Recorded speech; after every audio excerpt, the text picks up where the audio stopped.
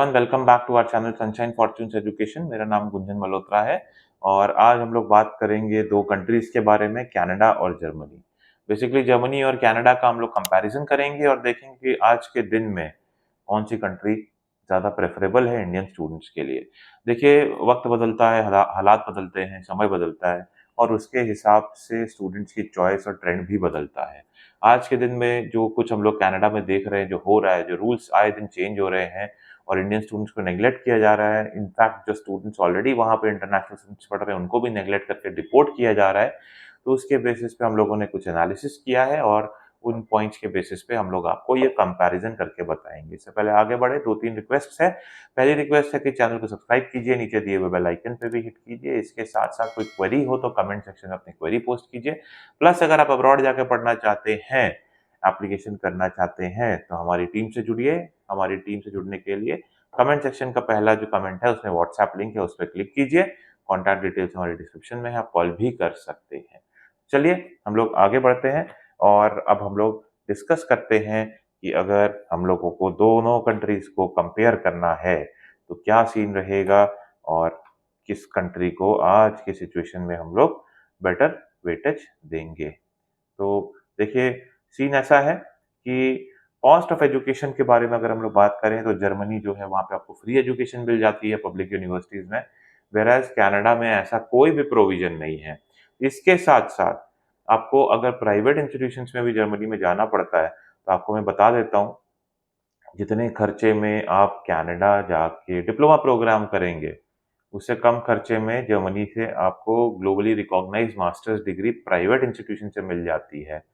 तो ये बहुत ही एक एडेड एडवांटेज रहता है और ये जो प्राइवेट यूनिवर्सिटीज का जो खर्चा आता है, वो रहना, खाना, पढ़ना, ये सारे एक्सपेंसेस मिला के 20, 21, 22 लाख के रेंज में आपका मैनेज हो जाता है। वेरएज़ कनाडा में अगर डिप्लोमा प्रोग्राम्स की ही बात करें, जो पीजी लेवल पे 1 साल का डिप्लोमा होता है, उसमें भी 20, 22, 24 लाख के रेंज में खर्चा होता है।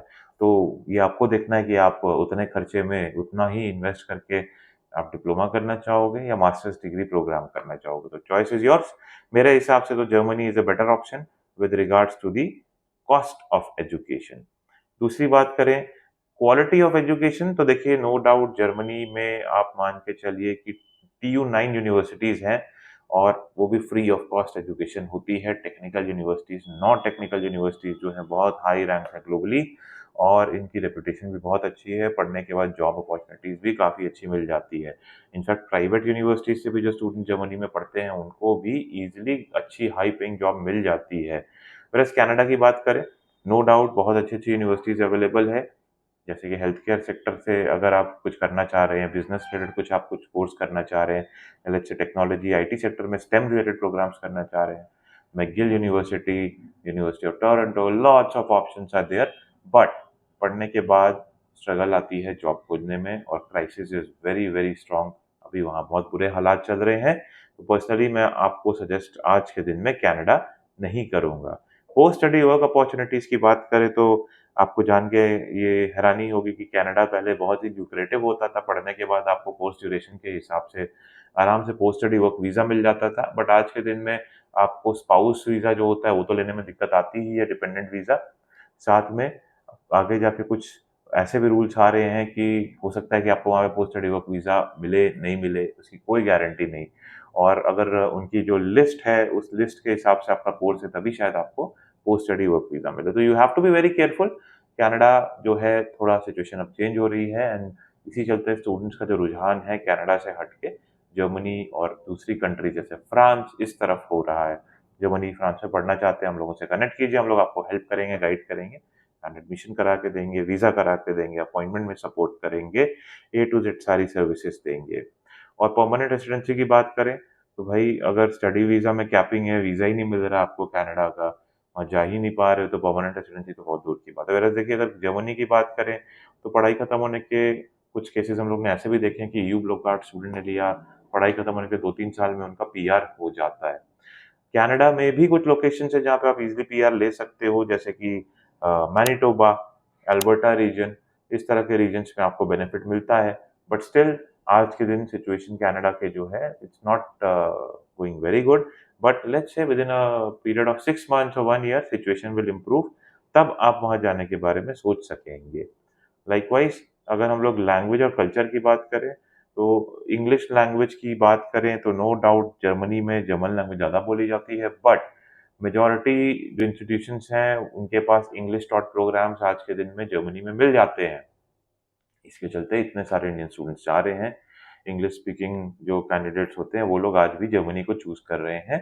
एंड अगर हाँ, ये देखिए इस बात को झुठलाया नहीं जा सकता कि अगर आपको जर्मन लैंग्वेज आती है, तो नो डाउट आपको ज़्यादा बेनिफिट मिलता है लॉन्गर रन में। बट इसका ये मतलब नहीं है कि जर्मन नहीं आती तो आप सर्वाइव नहीं कर सकते। तो अकॉर्डिंगली जर्मन सीखिए, आपको बेनिफिट मिलेगा। व्हेयरएज़ कनाडा की बात करें तो वहाँ इंग्लिश और फ्रेंच 2 लैंग्वेजेज़ चलती हैं। अगर आप क्वेबेक में जाते हैं तो फ्रेंच के बिना काम नहीं चलता। एंड कल्चर की बात करें तो कल्चर दोनों कंट्रीज़ का अच्छा है, बट जर्मनी में इंटरनेशनल एक्सपोज़र आपको ज़्यादा मिलेगा, क्योंकि अगर आप कनाडा जाते हो तो आपको इंडिया का क्राउड जो है वो ज़्यादा मिलता है। व्हेयरएज़ जर्मनी में मल्टीकल्चरल एनवायरनमेंट मिलता है, पूरे वर्ल्ड से आपको स्टूडेंट्स जो हैं वो ज़्यादा आते हैं वहाँ पर, और आपको ज़्यादा इंटरनेशनल एक्सपोज़र, ज़्यादा अच्छी ग्रोथ मिलती है, ज़्यादा आप as a human being grow करते हो। वर्क लाइफ बैलेंस की बात करें, ट्रैवल की बात करें, तो नॉर्थ अमेरिका में वर्क लाइफ बैलेंस उतना अच्छा नहीं होता, क्योंकि लॉन्ग वर्किंग आवर्स रहते हैं कनाडा में। अगर आप किसी बड़े शहर में या बड़ी कंपनी में जॉब करते हो, तो वहाँ पे आपके वर्किंग आवर्स ज़्यादा हो जाते हैं। व्हेयरएज़ यूरोप में मंडे से फ्राइडे वाला सिस्टम रहता है 8 टू 5, एंड आपका वर्क लाइफ बैलेंस काफ़ी अच्छा रहता है। तो accordingly you can take a call, you can decide. और मेरे समझ से तो आज के दिन में जो करंट सिचुएशन चल रही है, Germany is one of the best options in the world for Indian students. Accordingly आप कॉल ले सकते हैं। एंड अगर आप कॉल ले लेते हैं, जर्मनी में जाके पढ़ने का मन बना लेते हैं, फ़ोन नंबर नीचे है, फ़ोन उठाइए, घंटी बजाइए, हम लोगों से जुड़िए, एप्लीकेशन कराइए और अपना जर्मनी में जाके पढ़ने के सपने को साकार कीजिए। May God bless you, I wish you a very happy learning.